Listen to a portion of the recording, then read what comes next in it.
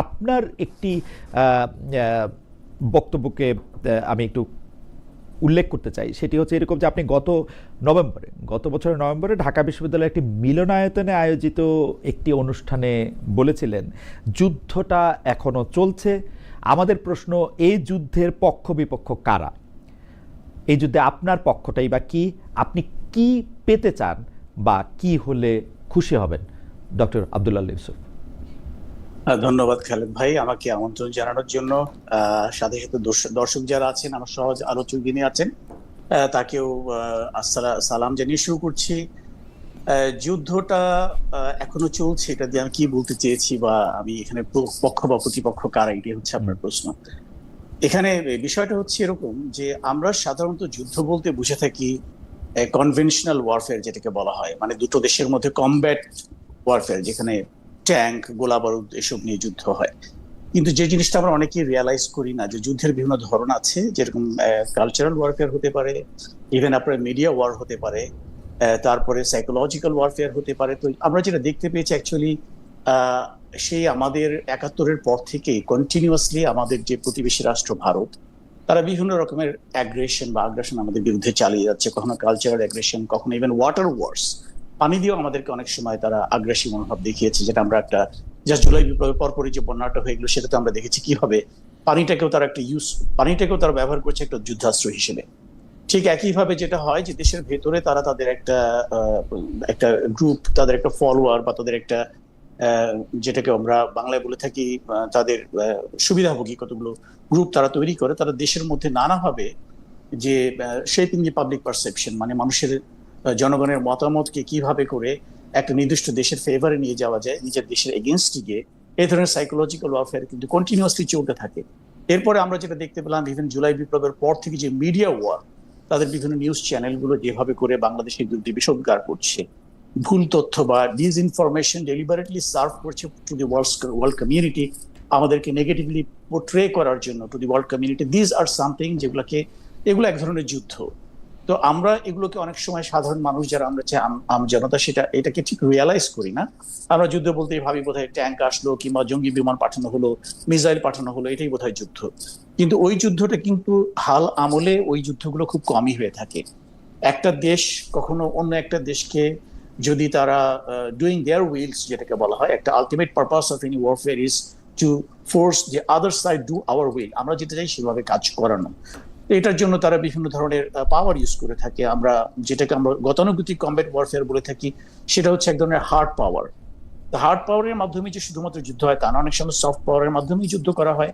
যেরকম আমরা ইভেন ইউক্রেনের ক্ষেত্রে দেখতে পাচ্ছি, রাশিয়ার এগেনস্টে যে ইকোনমিক স্যাংশন দেওয়া হলো বা বিভিন্ন দেশের বিরুদ্ধে যে অর্থনৈতিক অবরোধ জারি করা হয়, এগুলো কিন্তু soft power, but this are no less painful than the hard power. আমি সেই সেন্সেই বলছি যে কন্টিনিউয়াসলি আমরা একটা যুদ্ধ। আমি আমি একটা প্রশ্ন শুধু করতে চাই, যে সেটা হচ্ছে যে কোল্ড ওয়ারের সময় আমরা মিডিয়া বা প্রপাগান্ডা ওয়ারটা আমরা সাংঘাতিক রকম দেখছি, কিন্তু তথ্য প্রযুক্তির এই বিস্তারের সময় আপনি একটা মিথ্যা তথ্য দিয়ে কিন্তু আসলে 10 সেকেন্ড সাস্টেন করতে পারবেন না, এবং সেই মিথ্যা তথ্য দিয়ে প্রপাগান্ডা ওয়ার করার সামর্থ্য এখন এই পৃথিবীর কারো নাই আসলে। আর আপনি যেটাকে সফট পাওয়ার বলতেছেন, যে ওই ইউক্রেনের স্যাংশনের ক্ষেত্রে, সেটা তো সফট না, মানে অর্থনৈতিক যুদ্ধই তো যুদ্ধ। আপনাকে স্যাংশন দিয়ে রাখা মানেই তো আপনাকে তো আর বোমা মেরে মারতে হবে না, স্যাংশন দিয়ে মারলেই তো আপনি মরে যাবেন আসলে। যদি আপনি এটা করেন, এটা তো আর সফট না। কিন্তু আপনি যদি মিডিয়া বা প্রপাগান্ডা ওয়ারটার কথা বলেন, সেই মিডিয়া বা প্রপাগান্ডা ওয়ারের তো কোনো গুরুত্ব আগে কতটুক ছিল আমি জানি না, গত 1 দশকে আর একেবারেই নাই। আমরা মানে আপনার এটা মনে হয় কিনা, মানে আমি আপনার সাথে, মানে আপনার কাছ থেকে আমি এটা পরীক্ষা করে, মানে আপনার কাছ থেকে আমি এটা শুনতে চাইতেছি যে ধরেন যে ইন্ডিয়ার কিছু মিডিয়া বাংলাদেশের নামে ক্রমাগত অপপ্রচার চালাইলো, কিন্তু সেইটা দিয়ে তারা কোনো একটি পয়েন্ট অর্জন করতে পারছে কিনা। কেন আমি এই কথা বলতেছি, যে বাংলাদেশের খবর নেয়ার জন্য ইন্ডিয়ার মিডিয়ার উপর ডিপেন্ড করবে এরকম একজন লোক পৃথিবীতে অবশিষ্ট নাই। আমি একটা আন্তর্জাতিক সংবাদ মাধ্যমের একটা বিভাগের দায়িত্বে ছিলাম বলে আমি দায়িত্ব নিয়ে বলতেছি, কেউ কোনোদিন ইন্ডিয়ার মিডিয়া থেকে বাংলাদেশের খবর নেয় না এখন আর। এইটা আপনার মনে হয় কিনা, মানে এইটা আমরা একটা মানে জুজুর বিরুদ্ধে লড়াই করতেছি কিনা? ব্যাপারটা পুরোপুরি সেরকম না, কারণ আপনি যেটা বলছেন, যে প্রপাগান্ডাটা তারা মিডিয়ার মাধ্যমে ছড়াচ্ছে, এটা পলিসি মেকার যারা, তারা এটাকে কিভাবে নিচ্ছে? পলিসি মেকাররা ডেফিনেটলি দে হ্যাভ, তাদের অনেক রকমের টুলস আছে, মেকানিজম আছে, তারা এটাকে সেকেন্ড চেক, থার্ড চেক করে এটাকে কনফার্ম করতে পারে যে তথ্যটা কতটুকু সত্য বা মিথ্যা, এটাকে উদ্দেশ্য প্রণোদিত নাকি এর পেছনে কিছু সত্যতা আছে। কিন্তু আমি যেটা বলছি সেটা হচ্ছে শেপিং দি পাবলিক পারসেপশন, জনগণ এটাকে কিভাবে নিচ্ছে। এখন কলকাতাতে যখন একটা মিডিয়াতে কোন একটা নিউজ করা হয়, সেই নিউজ চ্যানেলটার রিচ কতটুকু, সেটা রিচটা হয়তো বাংলাদেশে নেই, সেটা হয়তো ইউএসএ তে বা অন্য কোনো দেশে, পাশ্চাত্যের কোনো দেশে বা অন্যান্য যে সমস্ত দেশ আমাদের ব্যাপারে ডিসিশন নিতে পারে, যারা আমাদেরকে ম্যাটার করে, তাদের কারো কাছে কিন্তু এটা রিচটা হয়তো নেই, বাট তার রিচটা আছে তার কমিউনিটির ভেতরে। ফলে পুরো একটা জনগোষ্ঠীর ভেতরে আপনি ডিসইনফরমেশন দিয়ে একটা জনগোষ্ঠীকে আরেকটা জনগোষ্ঠীর বিরুদ্ধে উস্কে দিচ্ছেন। দুটো পাশাপাশি রাষ্ট্রের ভিতরে যখন দুটো দেশের জনগণের ভিতরে এরকম একটা বিদ্বেষমূলক মনোভাব তৈরি হয়, definitely in a long run এটা আমাদেরকে এফেক্ট করে। কারণ পলিসি মেকাররাও কিন্তু পাবলিক পারসেপশন বা পাবলিক ওপিনিয়নটাকে অ্যাভয়েড করে কোনো পলিসি মেকিং করতে পারেন না, বিকজ দে ডু পলিটিক্স। তারা পলিটিক্স করতে হলে তাদেরকে অবশ্যই পাবলিক পারসেপশনটাকে আমলে নিতে হবে। সেই দিক থেকে আমি মনে করি যে এই যে ওয়ারফেয়ার গুলো, এগুলো কিন্তু অবশ্যই একটা নেগেটিভ ইম্প্যাক্ট আছে, এবং এটাকে কাউন্টার করার জন্য আপনি যেটা বলেন 1 মিনিটও এটাকে সার্ভাইভ করতে পারে না, এখানে একটা ডেফিনেটলি আপনার সামাজিক যোগাযোগ মাধ্যমগুলোর একটা বিরাট ভূমিকা আছে, যার মাধ্যমে আমরা মেইন স্ট্রিম মিডিয়াতে যাই সত্য মিথ্যে বলা হোক না কেন, এটাকে আমরা কাউন্টার চেক করার আরেকটা সুযোগ আমরা পেয়ে যাই। আপনার চ্যানেলটাও তেমনি একটা চ্যানেল, এখন এটা ডিপেন্ড করছে যে কোন চ্যানেলটা রিচ কতটুকু, তার ভিউয়ার্স কতটুকু। আর আজকাল যেহেতু মিডিয়াটা আমাদের সবার হাতের মুঠোয় চলে আসছে, সো ইটস ট্রু যে এটাকে এত সহজে কিন্তু গেলানো যায় না। কিন্তু আমার টার্গেট অডিয়েন্সকে, যদি কলকাতার ওই মিডিয়াটার যদি টার্গেট অডিয়েন্স কলকাতাবাসীরাই হয়, তাহলে তারা তো এটা দেখতে পাচ্ছে, আমি হয়তো দেখতে পাচ্ছি না, পাশ্চাত্যের কেউ দেখতে পাচ্ছে না, কিন্তু ওদের ওপিনিয়নটা তো ম্যাটার করে। আচ্ছা, আমার মনে হয় যে মিডিয়ার এই জায়গাটা নিয়ে, এই শক্তি বা শক্তির জায়গাটা নিয়ে আমরা একটু থিওরিটিক্যাল আলাপও আমরা অনেক সময় করতে পারি, কিন্তু কলকাতার ওই টার্গেট অডিয়েন্স আমার কাছে মনে হয়েছে যেসব বাংলাদেশিরা উত্তেজিত হবে এইসব খবরের মধ্যে, তারাই আসলে বেশি ছিল। কারণ আমরা যেহেতু মানে মানে ওদেরকে অনেক বেশি দেখছি, যে দেখাটা ওরা ডিজার্ভ করে না সেটা, যাই হোক। কিন্তু আমি সরকারের জায়গা থেকে আসি, ডক্টর ইউসুফ, যে এই অন্তর্বর্তী সরকারের সময় আমরা মুখে অনেক বেশি ভারতের বিরোধিতা করতে শুনছি, ব্যবসা বাণিজ্যে কিন্তু আমরা দেখছি উল্টোটা অসহযোগিতা করতেছে ভারত সরকার। তারা পর্যটন ভিসা পর্যন্ত বন্ধ করে রাখছে।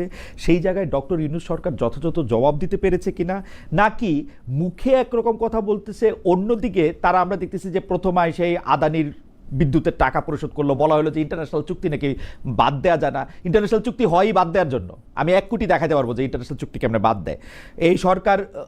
আমরা দেখতেছি যে একদিকে মানে ভারত ল্যান্ড বর্ডার দিয়ে আমাদের যাওয়া রপ্তানি করা এগুলি বন্ধ করতেছে, কিন্তু আমরা তাদের সাথে আম, ইলিশ কূটনীতি করতেছি, আমরা পুশিন দেখতেছি।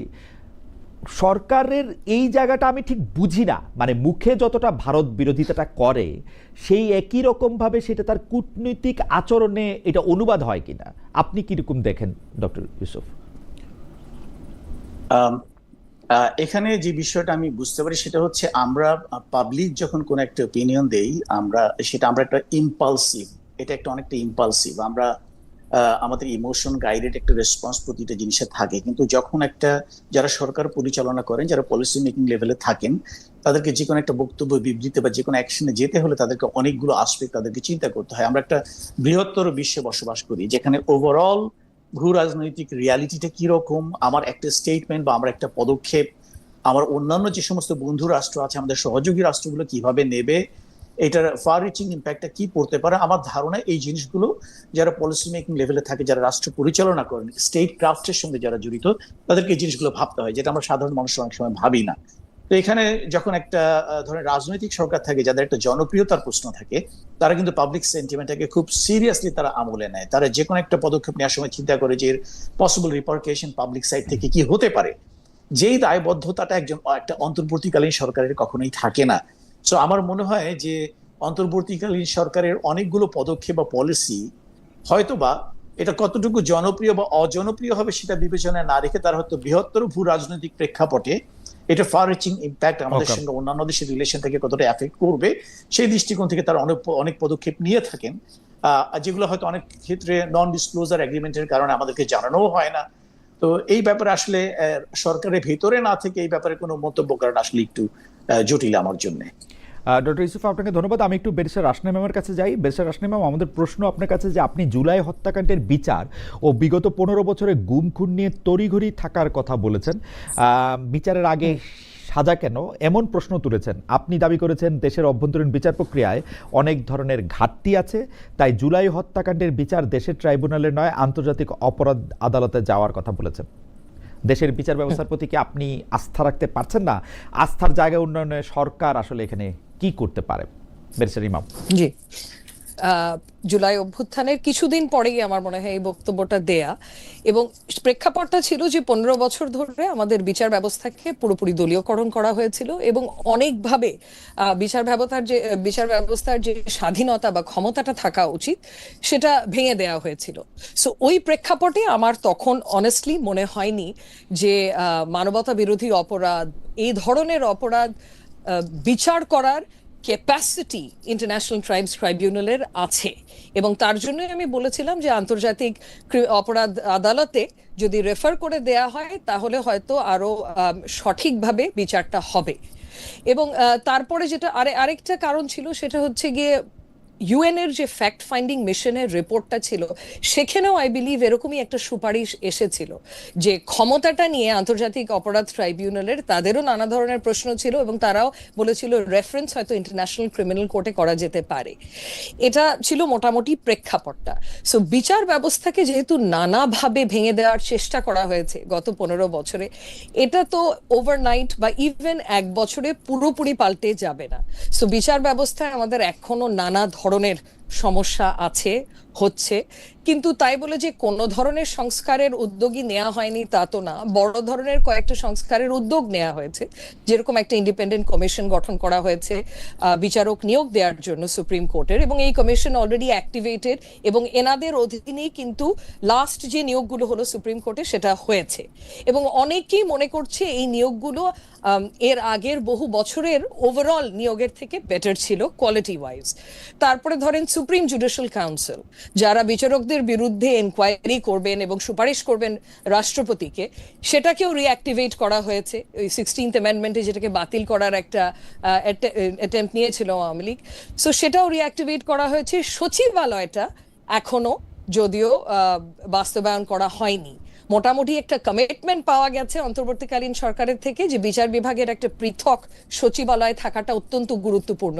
কারণ না হলে যেটা হবে, অন পেপার স্বাধীনতা থাকবে বা মানে প্র্যাকটিক্যালি ডে টু ডে লাইফে যদি আমার অ্যাডমিনিস্ট্রেটিভ কাজগুলো পুরোপুরি মন্ত্রণালয়ের উপর নির্ভরশীল হয় তাহলে হয়তো সত্যিকার অর্থে স্বাধীন হবে না বিচার বিভাগ।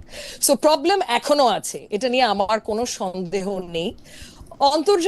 আন্তর্জাতিক অপরাধ ট্রাইব্যুনালের আরেকটা কথা আমি বলেছিলাম যে এ ধরনের বিচার যেগুলো এখন হচ্ছে এগুলো তড়িঘড়ি করে একেবারেই করা উচিত হবে না। কারণ অনেকেই যেটা করছিল, একটা দাবি উত্থাপিত করছিল যে ন্যায় বিচার না নির্বাচন আগে, যেটা আমার কাছে পুরোপুরি অযৌক্তিক মনে হয়েছে। কারণ ন্যায় বিচার এত তাড়াতাড়ি সম্পূর্ণ করাও ঠিক সঠিক হবে না। কারণ আমরা চাই যে এই বিচার, যে ট্রায়ালস গুলো হচ্ছে এগুলো যাতে আনকোয়েশ্চেনেবল হয়, মানে বহির্বিশ্বে এটা লেজিটিমেসি বা বৈধতা যাতে থাকে। যেরকম আওয়ামী লীগ আমলে প্রায় 2.5 বছরের মধ্যে সব তো কমপ্লিট করে ফেলেছিল এবং হাইলি কোয়েশ্চেনেবল ছিল, প্রত্যেকটা কনভিকশন কোয়েশ্চেনেবল ছিল, ট্রায়াল গুলো কোয়েশ্চেনেবল ছিল। আমরা চাচ্ছি না এই ট্রায়াল গুলো কোয়েশ্চেনেবল হয়। অনেকগুলো পদক্ষেপ তো ওনারা নিয়েছে, লাইভ ব্রডকাস্ট করছে, আইসিটি আইনে অনেকগুলো সংশোধন এনেছে। এখন কতদূর এফেক্টিভ হচ্ছে এটা হয়তো, এটার উপরে কমেন্ট করতে হলে আরো কিছুদিন অপেক্ষা করা উচিত, যে কত দ্রুততে বেশি দ্রুত আগানো কিন্তু উচিত না। তাড়াহুড়া না করার কথা বলতেছেন, অনেকদিন ধরে তাড়াহুড়া না করার কথা বলতেছেন। আমি বাংলাদেশের বিচার বিভাগ 15 বছর বা আওয়ামী লীগের আমলের 15 বছর কেমন ছিল বা তার আগে কেমন ছিল সেটার সাথে যদি এখনকার এক বছর একটা তুলনা করি, আপনি কোনো বড় ধরনের পরিবর্তন দেখেন কিনা? কারণ আমার দেখার শর্ট সাইটেডনেস, আমি আপনাকে বলি যে আমি কিন্তু এরকম দেখি না। আমার কাছে মনে হয় যে বিচার যেইখানে মানে জনগণ একটা কি বলল না মনে করলো, ক্ষমতাবানরা একটা কি বললো মনে না করলো, সেটার থেকে একটা ব্যালেন্স, একটা প্রোটেকশন, কিন্তু সেইটা দিতে পারছে কিনা। আপনি যদি দেখেন যে বাংলাদেশের সাবেক প্রধান বিচারপতিকে খুনের মামলায় গ্রেপ্তার করা হয়েছে, বাংলাদেশের সাংবাদিকদের যারা জেলে আছেন তারা কেন জেলে আছেন, তাদের কেন জামিন হইতেছে না, এই খুনের মামলাগুলি কোথায় হইতেছে, এই জায়গাগুলিতে আপনার কি মনে হয় আসলে কি আমরা ন্যায় বিচার পাইতেছি, বা ন্যায় বিচারের জন্য মানে আমাদের সেই সাহসটা আমরা করতে পারতেছি, যেটা আওয়ামী লীগের আমল থেকে একটু আলাদা? আমি কিন্তু বিচার বিভাগের ক্ষেত্রে বড় পরিবর্তন দেখি না আসলে। জি, বড় পরিবর্তন দেখার মতো সময় আমার মনে হয় খালেদ ভাই এখনো আসেনি। কিছু পরিবর্তন দেখতে পাচ্ছি, কিন্তু তাই বলে সমস্যা যে নেই তা একেবারেই না। আমি কিছু উদাহরণ দিই। ধরেন যে এই যে কোর্ট প্রাঙ্গণে যে হেনস্থা করা হলো, এই যে আওয়ামী লীগেরই নেতাদের বা নেত্রীদের যখন প্রডিউস করা হলো কোর্টে, ডিম ছোড়াছুড়ি থেকে আক্রমণ করা হলো, আইসিইউতে চলে গেছে অনেকে, এটা তো একেবারেই প্রত্যাশিত না, বিশেষ করে অন্তর্বর্তীকালীন সরকারের কাছে, কারণ ওনাদের থেকে তো আমাদের আশা প্রত্যাশা সবকিছু অনেক বেশি ছিল। যদি আগেরই কোর্টে সেই পরিবেশ বহাল থাকে এখন, তাহলে তো এটা দুঃখজনক। কিন্তু এখানেও কিন্তু একটা জিনিস যে নজিরটাকে স্থাপন করে দিয়ে গেছে। আপনি দেখবেন, এই কথাটা আমি আগেও বলেছি, যে সুপ্রিম কোর্ট বার অ্যাসোসিয়েশনের ইলেকশন কিন্তু আমরা খুব গর্বের সাথে বলতাম যে মানে দেশে যে দলই ক্ষমতায় থাকুক না কেন, সুপ্রিম কোর্ট বারের ইলেকশন সবসময় স্বচ্ছ হয়েছে, এবং ওখানে অনেক ক্ষেত্রে দেখা গেছে যে অপোজিশন ক্ষমতায় আছে।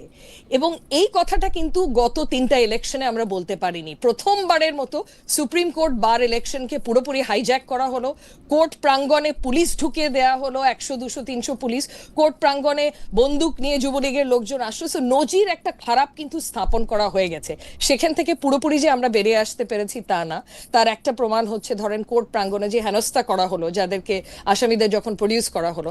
আরেকটা এক্সাম্পল হচ্ছে এই যে ডিম ছোড়াছুড়ি, কথায় কথায় আন্দোলন করা, এটা আরেকটা এক্সাম্পল যে পরিবেশটা কিন্তু না, মানে আমরা এই কথাগুলি আপনাদের কাছ থেকে শিখেই কিন্তু আসলে আওয়ামী লীগ সরকারের এই দুঃশাসন, এই বিচার বিভাগের দলীয়করণ, বিচার অঙ্গনকে অপবিত্র করা, এর প্রত্যেকটা জিনিসের ক্ষেত্রে কিন্তু আমরা প্রতিবাদ করলাম। তাহলে এটা চেঞ্জ হবে, কিন্তু চেঞ্জ কি আসলে হইল? আমরা আদালত প্রাঙ্গণে বিচারকদের শুনি, তারা ভয়ে জামিন দিতে পারেন না, কারণ বললে তাদেরকে একটা দোষর ট্যাগ দেওয়া হবে, ট্যাগ দেওয়া হইলে তারা আর মুখ দেখাতে পারবেন না। তাহলে আমরা তো ন্যায় বিচারটা মানে শুরু যারাই করুক, মানে আওয়ামী লীগ আমল একটা অবিচার হয়েছে দেখা এই আমলের অবিচার দিয়া তো আমরা তো মানে জাস্টিফাই একেবারে করতে পারবো না। অ্যাবসলিউটলি আপনি কারেক্ট যে আমরা জাস্টিফাই তো করতে পারবো না, বাট আমি যেটা বলার চেষ্টা করছি যে এরকম একটা প্র্যাকটিস চর্চা যখন হয়ে এসেছে এত বছর থেকে, এখান থেকে বেরিয়ে আসতে সময় লাগবে। কিন্তু আমার মতে এখন শীর্ষস্থানীয় যারা বিচার বিভাগে আছে, আমাদের প্রধান বিচারপতি থেকে শুরু করে আরো কয়েকজন, এনারা কিন্তু পদক্ষেপ নিচ্ছে, চেষ্টা করছে চেঞ্জগুলো আনার। যেরকম সচিবালয় নিয়ে, পৃথক সচিবালয় নিয়ে কিন্তু জোরে সোরে আওয়াজ তুলেছে আমাদের এই প্রধান বিচারপতি, এবং এটাও তো মানে একটা পজিটিভ স্টেপ যেটা আমরা এতদিন দেখতে পারিনি। আরেকটা জিনিস ধরেন, যেটা দিয়ে আমি বলছি যে 12 জন বিচারপতিকে যে ছুটিতে পাঠানো হলো, মানে এটা কেন হলো? কারণ দাবি দিচ্ছিল, মানে আদালত ওখানে চলে গেছে, মিছিল করেছে, ঘেরাও করেছে, দাবির সম্মুখীন হয়ে কিন্তু তাদেরকে ছুটিতে পাঠানো হলো। এটা আমার মতে কিন্তু খুব ভালো নজির যে সৃষ্টি করেছে তা না। কারণ রাইট প্রসেসটা কি হওয়া উচিত ছিল যে কিছুদিন অপেক্ষা করতেন, সুপ্রিম জুডিশিয়াল কাউন্সিল যখন রিইনস্টেটেড হবে, তাদের বিরুদ্ধে অভিযোগ থাকলে ইনকোয়ারি করতো, ইনকোয়ারি করে তারা যদি দোষী সাব্যস্ত হতো তখন তাদেরকে আপনি রিমুভ করে দেন বা ছুটিতে পাঠান, সেই পদক্ষেপটা তখন কিন্তু ওই পরিস্থিতি কিন্তু রাখেনি। এটার জন্য কিন্তু প্রাইমারিলি আমি সরকারকে দায়ী করব, কারণ এখানে সরকারের ফুল ব্লেসিংস ছিল। এই যে এই মব পাঠিয়ে দিয়েছে যে সুপ্রিম কোর্ট প্রেমিসেসে, এবং বাধ্য করেছে তাদেরকে ছুটিতে পাঠানোতে, এটা তো সরকারের হস্তক্ষেপ ছিল, বিচার বিভাগের স্বাধীনতার উপরে হস্তক্ষেপ ছিল। এটা কিন্তু ছেড়ে দেয়নি প্রধান বিচারপতির উপর। এইসব প্রবলেমস আছে খালেদ ভাই, এইসব প্রবলেমস আছে, কিন্তু কিছু যে পদক্ষেপ দেখতে পারছি এটাও এতদিন দেখতে পারিনি, এতটুকুই আমি বলবো। আপনাকে অনেক ধন্যবাদ বেরিসি ইমাম। আমি একটু ডক্টর আব্দুল আলী ইউসুফ এর কাছে আসি। যে ডক্টর ইউসুফ, বর্তমান যিনি সেনাপ্রধান আছেন জেনারেল ওয়াকারুজ্জামান বিভিন্ন মাধ্যমে বিভিন্নভাবে বুঝাতে চেয়েছেন, বলেছেন আসলে যে তিনি সরকারি দায়িত্ব পালন করবেন যথানিয়মে, রাষ্ট্রীয় বা সাংবিধানিক ক্ষমতা দখল করার বা ক্ষমতায় আসার কোনো ইচ্ছা বা বাসনা তার নাই। কিন্তু গত বছর আগস্ট মাস থেকে আমরা কন্টিনিউয়াসলি শুনে আসতেছি যে সামরিক অভ্যুত্থানের গুজব, আমরা সেনাবাহিনী ক্ষমতা নিবে, আওয়ামী লীগকে আবার পুনঃপ্রতিষ্ঠা করার জন্য তিনি চেষ্টা করতেছেন। এবং তিনি একটা তিনি কিভাবে শেখ হাসিনা বা আওয়ামী লীগের স্বার্থ সংরক্ষণ করবেন এইটাই তার একমাত্র চিন্তা ভাবনা, আর কোনো চিন্তা তার নাই। 2-3 দিন আগেও রাতভর একটা গুজব ছিল। এই গুজবটা হচ্ছে যে বলা হইতেছিল যে আইসিটি যে 25 জন বা 28 জন সেনা কর্মকর্তার বিরুদ্ধে অভিযোগপত্র দিয়েছেন বা তাদের গ্রেপ্তারি পরোয়ানা দিয়েছেন, সেইটা তিনি রুখে দিতে চান, তিনি সেনা কর্মকর্তাদের করতে চান না। আপনি ব্যাপারটাকে আসলে কীভাবে দেখেন? আমার প্রশ্ন হচ্ছে, ক্রমাগতভাবে এইটা বলে এইটা কি সিভিল প্রশাসনকে, আর্মি যারা আছেন তাদের মুখোমুখি দাঁড় করানো হইতেছে? এটা কি ভালো হইতেছে, নাকি আর্মির একটু চাপে রাখাই ভালো, যে আর্মি হইছো তোমরা একটু চাপে থাকো? জি, খালেদ ভাই, যেহেতু আমি আইনের শাসনে বিশ্বাসী এবং আমি একজন আইনজীবী, আমি একটু আইনের ব্যাখ্যাটা আগে দিই। আমাদের ইন্টারন্যাশনাল ক্রাইমস ট্রাইব্যুনাল আইন যেটা আছে সেটা গত বছর সংশোধন করা হয়েছিল, আপনারা সবাই জানেন। সংশোধন করে ট্রাইব্যুনালকে ক্ষমতা দেয়া হয়েছে বিচার করার ডিসিপ্লিন ফোর্সেসের যে কোনো মেম্বারের। ডিসিপ্লিন ফোর্সেসের সংজ্ঞাও আছে সেই আইনে, যেখানে সেনাবাহিনী উল্লেখ করা আছে অবভিয়াসলি। সো এটা কিন্তু খুব ওয়াইড পরিধিতা এই ক্ষমতাটার। এখানে কিন্তু বলা হয়নি যে ধরেন রিটায়ার্ড যারা আর্মি অফিসার্স তারা এই আইনের আওতায় শুধু আসবে, যারা সার্ভিং আর্মি অফিসার্স তারা এই আইনের আওতায় আসবে না। সো তার মানে পরিধিটা অত্যন্ত ওয়াইড, যে কোনো ডিসিপ্লিন ফোর্সের যে কোনো মেম্বার যদি মানবতা বিরোধী অপরাধ সংগঠন করে থাকে, সেক্ষেত্রে এই ট্রাইব্যুনালকে ক্ষমতা দেয়া হয়েছে এই সংশোধনীর মাধ্যমে তাদের বিচার করার। এন্ড আমার ধারণা এটার ভিত্তিতেই চিফ প্রসিকিউটর তার বক্তব্যটা করেছে যে এই আইনের অধীনে ওনাদের বিচার হবে। তো এই আইন নিয়েও কিছু কনসার্নস রেজ করা হয়েছে। তার মধ্যে একটা হয়েছে, আমাদের আইনের ভাষায় বলে প্রিজাম্পশন অফ ইনোসেন্স, যে ওনারা অভিযুক্ত হয়েছে, ওনারা তো এখনো কনভিক্টেড হয়নি, সেক্ষেত্রে ওনাদেরকে কি কোনো ধরনের শাস্তি দেয়া যাবে কিনা, এটা আরেকটা পয়েন্ট যে এই আইনটা কি আদৌ সাংবিধানিক কিনা, নাকি আমাদের সংবিধানের সাথে সামঞ্জস্যপূর্ণ না। সো এখানে আমাদের সংবিধানে কিন্তু আর্টিকেল 47-এ স্পেসিফিক্যালি হেফাজত করা হয়েছে কিছু ধরনের আইনের। তার মধ্যে কি ধরনের আইনের? আইনটা যদি ডিটেনশন, প্রসিকিউশন বা পানিশমেন্ট সংক্রান্ত হয়, সেটা যদি ডিসিপ্লিন ফোর্সেসের ক্ষেত্রে প্রযোজ্য হয়, এবং সেটা যদি মানবতা বিরোধী অপরাধ সংক্রান্ত হয়।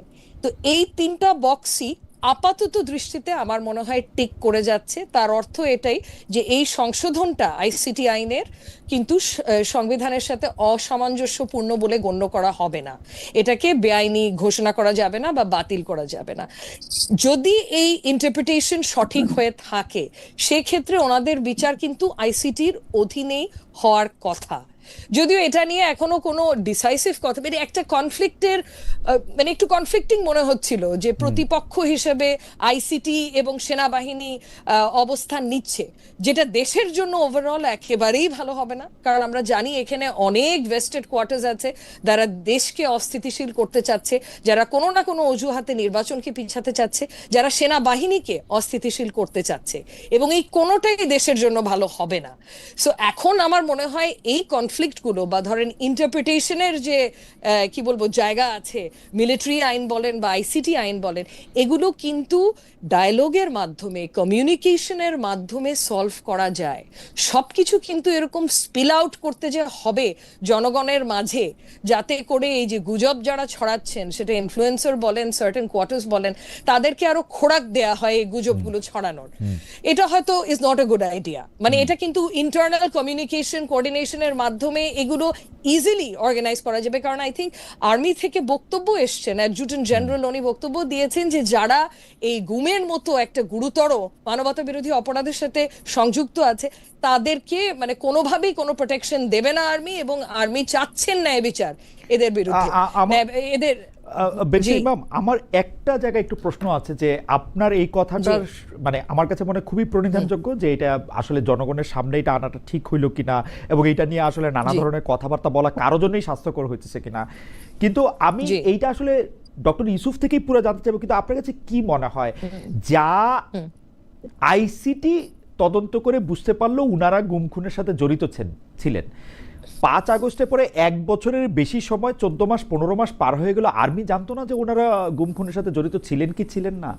আর্মির কোনো ইন্নার মেকানিজম নাই যে ওনারা এটা জানতে পারেন যে এই অফিসারটা আসলে মানবতা বিরোধী এই অপরাধে, গুমে খুনে বা অন্য কোনো অন্যায়ের সাথে জড়িত ছিল? আর্মিতে তো বেচারি বাবা, আর্মিতে তো আমরা দেখছি যে পান থেকে চুন খসলে চাকরি চলে যায়। মানে স্ত্রীকে জোরে বকা টকা বা খারাপ ব্যবহার করছে, তার 2 মাস পরে সে একটা মেমো টেমো খায়, তার একটা অবস্থা খারাপ। মানে আর্মি তো একটা সাংঘাতিক ডিসিপ্লিন ফোর্স। 1 বছরের মাথায় আইসিটি জানানোর পর আর্মি জানলো যে এরা এই সাথে জড়িত ছিল। আপনার কাছে কি মনে হয়? জি, এখানে মানে আর্মি তো ওনারা তো শাসিত হয় মিলিটারি আইনের মাধ্যমে, এবং মিলিটারি আইনগুলো খতিয়ে দেখার সুযোগ অনেস্টলি আমার হয়নি। তো ওখানে গুমের মতো সুনির্দিষ্ট কোনো অভিযোগ বা অফেন্স, মানে অপরাধ আছে কিনা বা কিভাবে আছে, এগুলো দেখার কিন্তু সুযোগ আমার হয়নি। তো অতএব আর্মি কেন করলো না, এটার হয়তো একটা মতামত আমার থেকে অনেক বেটার আমার সহবক্তা দিতে পারবে। সো আমি আর সময় নষ্ট করব না। জি, আমি ডক্টর ইউসুফ থেকে শুনি। ডক্টর ইউসুফ, দুইটা বিষয়। একটা বিষয়, আমি আজকে আরেকটা অনুষ্ঠানে জুলকারনাইন স্যারকে শুনছিলাম, তিনি বলতেছেন যে এইসব গুম খুনের ব্যাপারে তারা তো, তিনি, তাসনিম খলিল, মুক্তাদুর রশিদ রোমিও সহ আরও যারা আছেন এগুলো নিয়ে কাজ করছেন, ডেলি স্যার, জামা ইসলাম, তাদের কথা বলতেছিলেন যে তারা এগুলো নিয়ে যখন কাজ করছেন তখন একটা জিনিস তিনি প্রশ্ন করতে চান যে চৌধুরী আলম সহ 2011-12 সালে যারা গুম হয়েছেন খুব, বা যাদের ইলিয়াস আলী, তাদের মামলাটার আগে কেন ব্রিগেডিয়ার আজমি এবং জনাব মীর, উনাদের মামলাটা কেন সামনে আনা হলো? মানে এটা প্রায়োরিটিটা কিভাবে ঠিক করা হয়েছে? আমি এইটা খালি একটু আপনার কাছে জানতে চাই। আর পাশাপাশি অবশ্যই জানতে চাই যে গুম খুন, মানবতা বিরোধী অপরাধের সঙ্গে যুক্ত থাকা আর্মি অফিসাররা এতদিন চাকরিতে কেমনে ছিলেন? তারা কি আইসিটির ওই পরোয়ানা দেখে তারা জানতে পারলেন যে হ্যাঁ এদের বিরুদ্ধে অভিযোগ হচ্ছে? এটা কি সম্ভব আসলে? ডক্টর ইউসুফ, আমি আপনার যে প্রশ্নগুলো, এর আগেও যে কয়েকটা কথা আপনি বলেছেন, প্রশ্ন তুলেছেন, সবগুলোর আমি একটা একটা করে উত্তর দেওয়ার চেষ্টা করবো। ফার্স্ট থিং, যে এতগুলো কেস থাকার পরও বিশেষ করে ব্রিগেডিয়ার আজমি এবং যার কথা বললেন তাদের কেসটা কেন সবার আগে কনসিডারেশনে আনা হচ্ছে? মানে আপনার কথার ইমপ্লাইড মিনিংটা আমি যেটা বুঝতে পারি, এটা কি ডেলিবারেটলি এই যে আসামিদের ভিতরে যারা সেনা সদস্য তাদেরকে সবার আগে বিচারের আওতায় আনার একটা উদ্যোগ কিনা, বা এটা হয়তো অনেকে প্রশ্ন তুলছেন। এটা যারা বিচার কাজ পরিচালনা করছেন বা যারা অভিযোগ দায়ের করেছেন, তারা কোন পরিপ্রেক্ষিতে, কোন অবস্থার ভিত্তিতে তারা এটাকে প্রায়োরিটাইজ করলেন, সেটার উত্তরটা আমি দিতে পারবো না, সেটা ওনারাই ভালো বলতে পারবেন। আপনার যে আরেকটা প্রশ্ন, যেটা যে এটাকে আর্মি জানতো না কিনা, জানলে কি হতো, এখানে একটা জিনিস, আপনার এই প্রশ্নটার ভিতর থেকে একটা খুব ইম্পর্টেন্ট উত্তর বেরিয়ে আসে। প্রথমত হচ্ছে যে আর্মির এটা জানার কোনো স্কোপ ছিল কিনা। আর্মি ইন্টেলিজেন্সের থ্রুতে অনেক কিছুই জানতে পারে, বাট ইন্টেলিজেন্সের থ্রুতে আপনি যে জিনিসটা জানেন সেটাকে কিন্তু কোথাও এভিডেন্স হিসেবে ব্যবহার করা যায় না। এটা একটা আইনের ব্যাপার, হচ্ছে যে আমার কাছে কোনো গোয়েন্দা তথ্যের উপর ভিত্তি করে আমি কাউকে বিচার করতে পারি না। Like can't, there has to be evidences, documentary evidences and all. যেই অপরাধগুলো সংঘটিত হয়েছে, যে সংস্থার ভিতরে থেকে তারা অপরাধগুলো করেছে, এই জিনিসটা আমাদের যে এজি যে বক্তব্য দিলেন সেটা থেকেও আপনারা পরিষ্কার হয়েছে। সেটা হচ্ছে যে ওই সমস্ত সংস্থাগুলোর উপরে কিন্তু সেনাবাহিনীর কোনো নিয়ন্ত্রণ নেই। এই সংস্থাগুলো সরাসরি কাজ করে, যেমন র্যাব কাজ করে স্বরাষ্ট্র মন্ত্রণালয়ের আন্ডারে, এবং ওদিকে আপনার ডিজিএফআই সরাসরি they are accountable to the prime minister or the defence minister. এবং অ্যাকচুয়ালি যেটা আমাদের এজিও বক্তব্য সেদিন বললেন, যে এমনকি আমরা যদি ডিজিএফআই এর অফিসে যেতেও চাই, আমাদেরকে প্রথমে গিয়ে রিসেপশনে বসতে হয়, তারও আগে একটা অ্যাপয়েন্টমেন্ট করতে হয়। রিসেপশনে বসে থাকার পরে একজন গাইড আসবেন, উনি আমাকে এসকর্ট করে নিয়ে যাবেন ওই নির্দিষ্ট অফিসে যার সঙ্গে আমি দেখা করতে চাই। ওখানে কথা শেষ হওয়ার পর আবার আমাকে এসকর্ট করে বের করে নিয়ে আসবেন। This is the access of even a very senior officer of army inside DGFI. কাজে ডিজিএফআই এর ভিতরে কি হয়েছে না হয়েছে, তারা কি করেছে না করেছে, আমরা এটা কিছু গোয়েন্দা তথ্য পেতেই পারি, বাট এগুলোর এভিডেন্সিয়াল প্রুফ বা এগুলো আর্মির পক্ষে অবটেইন করা কোনোভাবেই সম্ভব না। দ্বিতীয় যে জিনিসটা আপনি বললেন, যে আর্মি এতদিন পরে কেন মনে হলো যে তাদেরকে শাস্তি দেওয়া উচিত বা তাদের একটা এলিগেশন আছে, এই প্রসঙ্গে একটা জিনিস কি, যদি আর্মি হালকা কোনো এভিডেন্সের উপর ভিত্তি করে তাদেরকে, হ্যাঁ, গুম কিংবা অপহরণ এগুলোর ব্যাপারে আপনারা মনে করেন যে ফোর্স কি বলে এনফোর্স ডিসঅ্যাপিয়ারেন্স যেটাকে বলা হয়, এইটার ব্যাপারে সরাসরি কোনো আর্টিকেল বা কোনো সেকশন সেনা আইনে নাই, এটা ঠিক।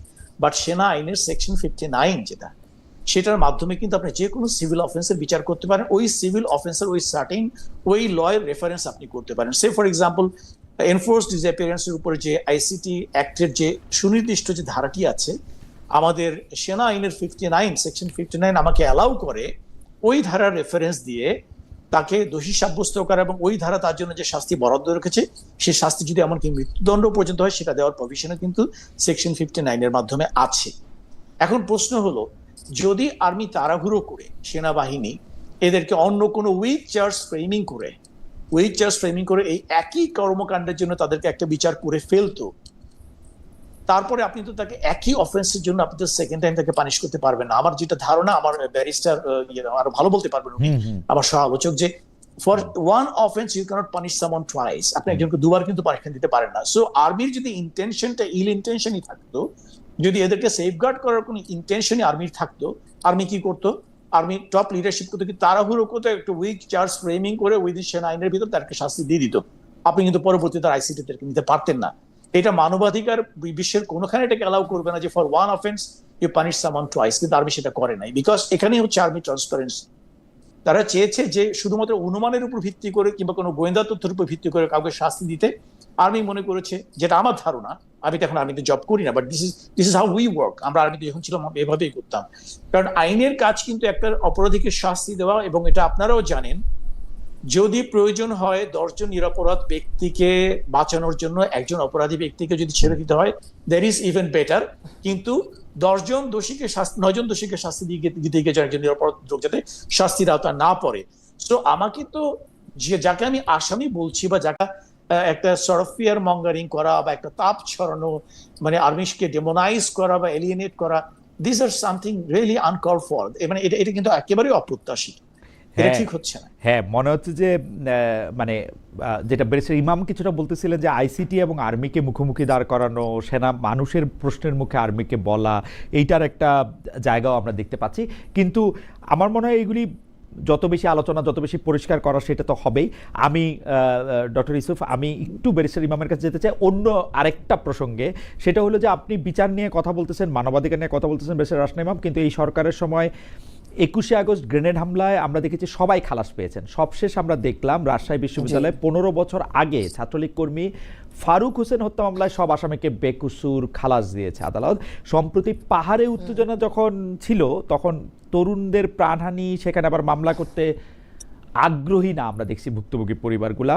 এসব ঘটনা নিয়ে কি বলবেন? মানে আওয়ামী লীগ আমলে আমরা দেখেছিলাম যে আমার শিক্ষক আবুল কাশেম মোহাম্মদ ফজলুল হক তিনি বলেছেন যে তিনি আসলে সন্তান হত্যার বিচার চান না ওই সরকারের কাছে, কারণ তিনি চান যে, মানে আপনার মনে থাকবে যে তিনি মনে করেন যে এই সরকারের ক্ষেত্রে তার ছেলে হত্যার বিচার হবে কিনা তিনি তার কোনো ভরসা নাই।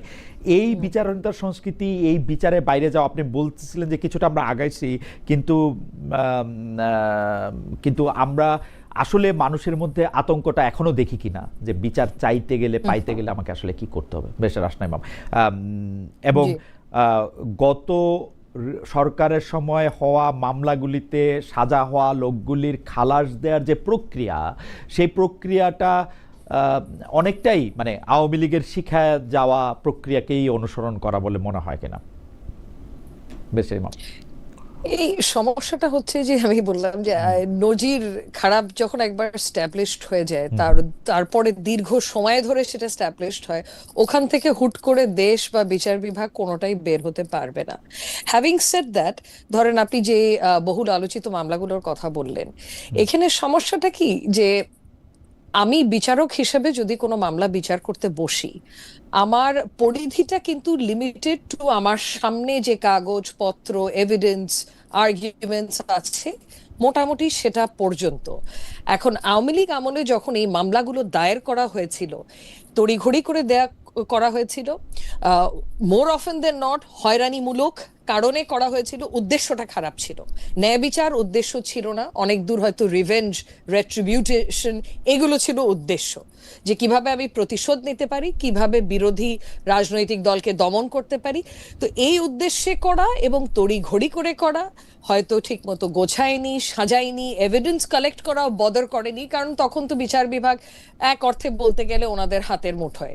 সো এই পরিবেশে যখন মামলাগুলো করা হয়, তখন ধরেন থিওরিটিক্যালি স্পিকিং এই মামলাগুলোতে যারা অ্যাকুইটাল পেয়েছে তাদের মধ্যে কেউ সত্যিকার অর্থে দোষী ছিল, বা থেকে থাকলেও এই মামলাগুলো যেভাবে দাঁড় করানো হয়েছে ওখানে এত বেশি ফাঁক ফকর থাকবে, তখন হয়তো স্বাধীনভাবে বিচার করতে গেলে একটা আদালত তাদেরকে অ্যাকুইট করতে বা রেহাই দিতে বাধ্য হবে।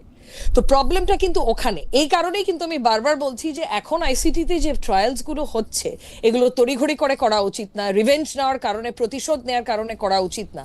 এগুলো সময় নিয়ে শক্তভাবে দাঁড় করানো উচিত মামলাগুলোকে, যাতে সরকার চেঞ্জ হলে এগুলো নকডাউন করা যায় না, যেভাবে আমরা দেখছি যে এখন নকডাউন হচ্ছে একটার পর একটা মামলা।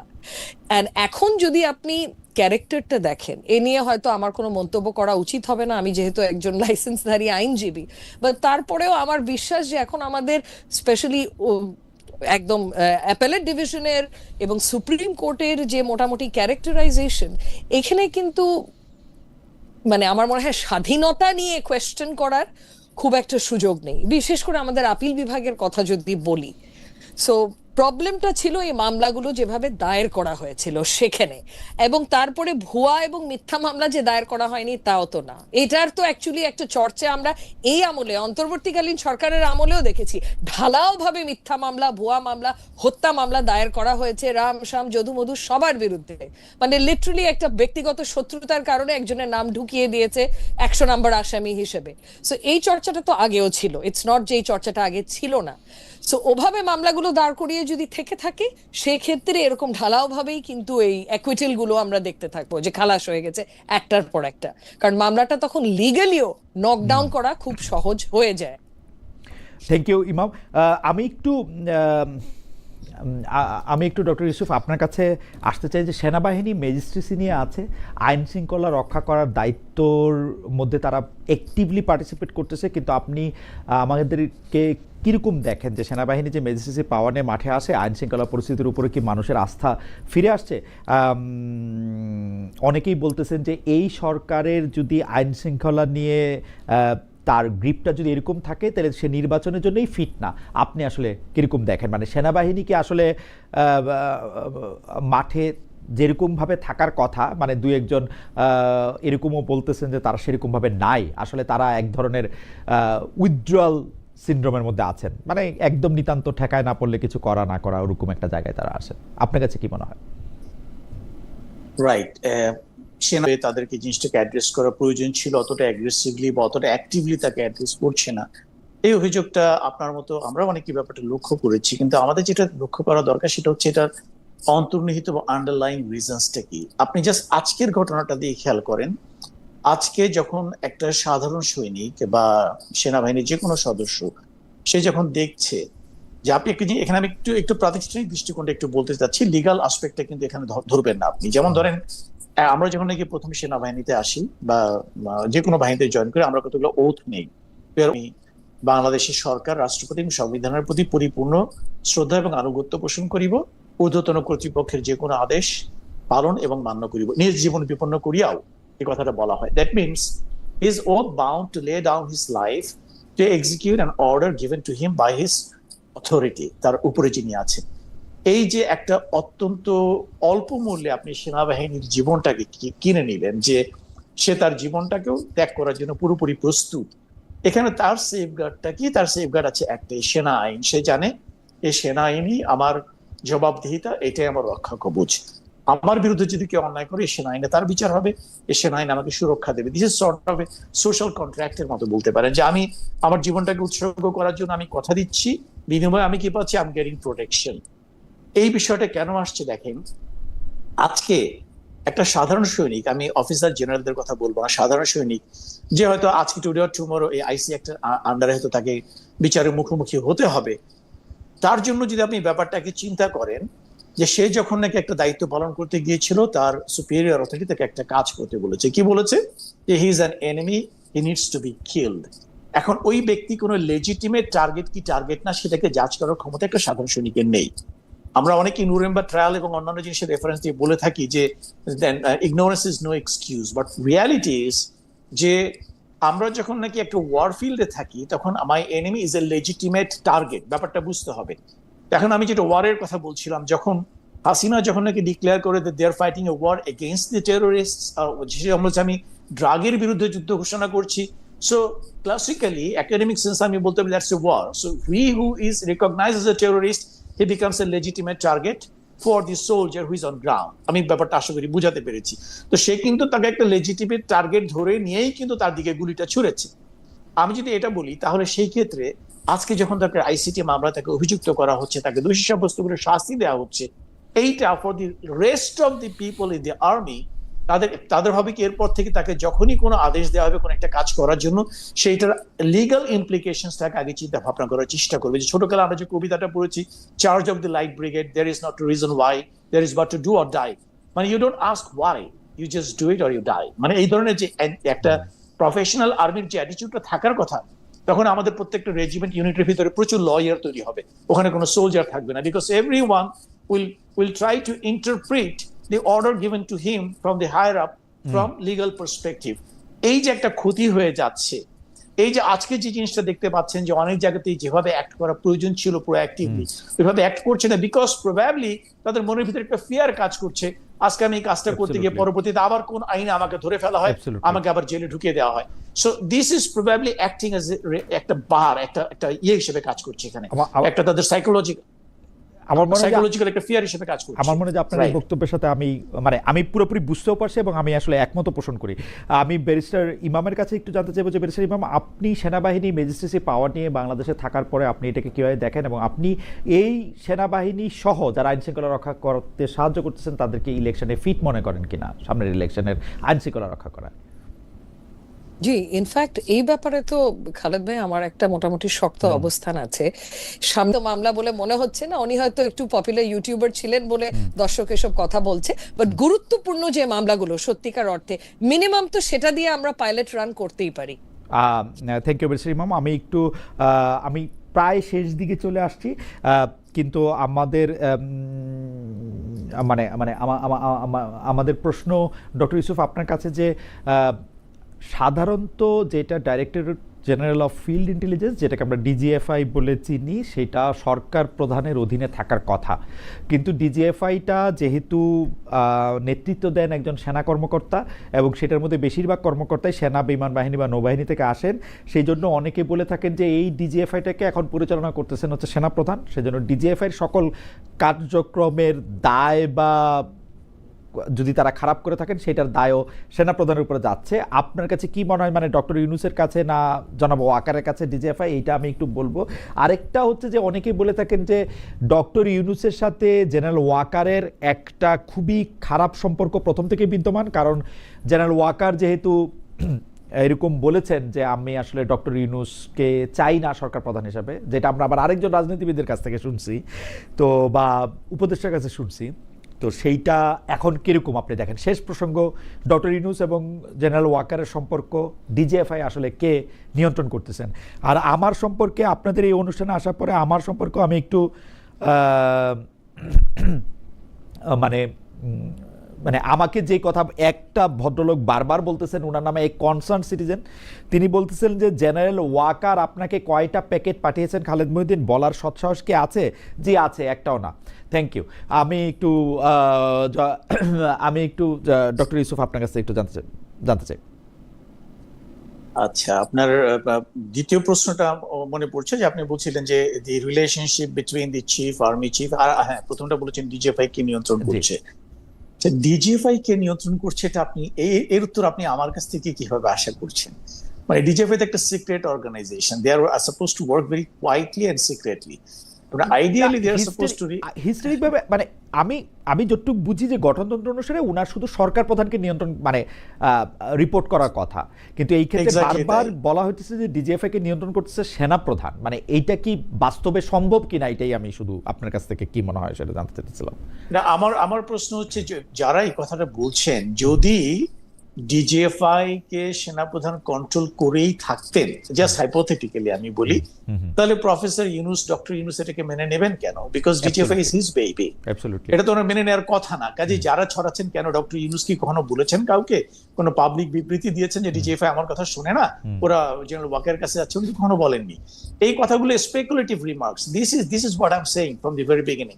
এই যে কতগুলো অনুমান নির্ভর কতগুলো জিনিস ছড়ানো হয় যে ডিজিএফআই ইজ ভেরি ওয়েল, এটা প্রধান উপদেষ্টা, এটা যখন নাকি দেশে প্রধানমন্ত্রী থাকেন তখন প্রধানমন্ত্রীর নিয়ন্ত্রণে থাকে ডিজিএফআই এই সংস্থাটা। তারপরে সিমিলারলি যেরকম এনএসআই ডিজিএফআই দুটোই আপনার প্রধান আন্ডারে থাকে।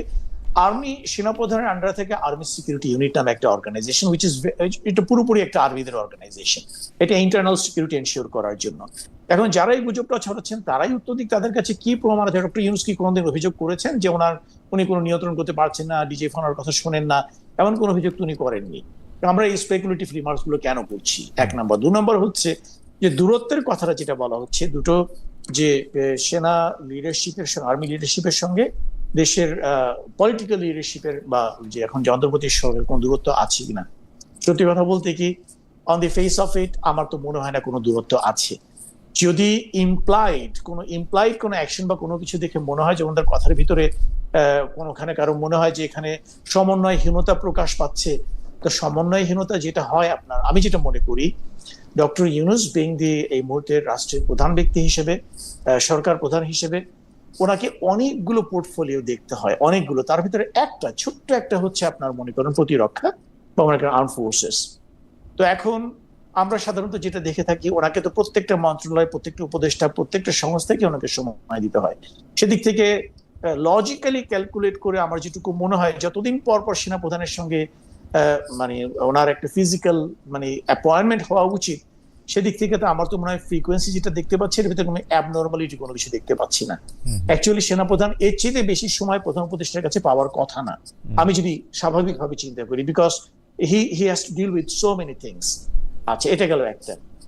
দ্বিতীয়ত হচ্ছে যে আমরা কি এমন কোন পরিস্থিতি দেখেছি যেখানে ডক্টর ইউনুস কোন একটা সিদ্ধান্ত দিয়েছেন এবং জেনারেল ওয়াকার তার ঠিক অপোজিট বা তার সঙ্গে সাংঘর্ষিক, যেটা মনে হতে পারে যে which might question his loyalty, এরকম কোন একটা আছে? এটা হচ্ছে যে অনেকটা এরকম যে সেনাপ্রধান একটা সংবাদ মাধ্যমের সাথে সাক্ষাৎকারে বলেছিলেন যে ডিসেম্বরের মধ্যে ইলেকশন হলে ভালো হবে এবং সেটাই চান।